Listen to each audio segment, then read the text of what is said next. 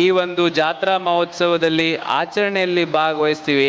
ಇದು ನಮ್ಮ ನಿಜವಾದ ಭಾರತ ದೇಶದ ಸಂದೇಶ ಅಂತಂದ ವೈಯಕ್ತಿಕವಾಗಿ ನಾನು ಭಾವಿಸ್ತೀನಿ.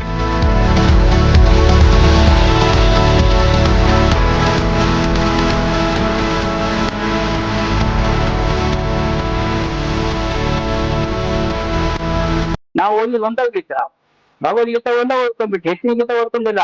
ಅವಧೂತ ಗೀತೆ ಅಂತ ಬರ್ತದ, ಉದ್ಧವ ಗೀತೆ ಅಂತ ಬರ್ತದ, ಗೋಪಿ ಗೀತೆ ಅಂತ ಬರ್ತದ. ಕೃಷ್ಣ ಹೇಳ್ತಕ್ಕ ಭಗವದ್ಗೀತೆ ಓದ್ 4 ಗೀತೆ ಓದ್ತಾವ.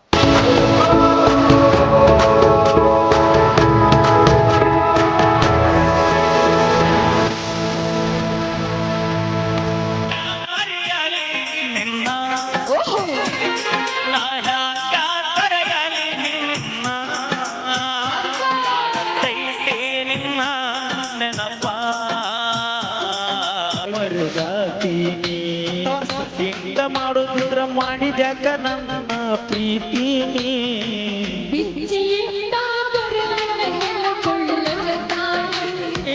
ಮನಸ್ಸನ್ನು ಗಾಯಿಸಿ ಪ್ರೀತಿ ಹುಟ್ಟಿಸಿ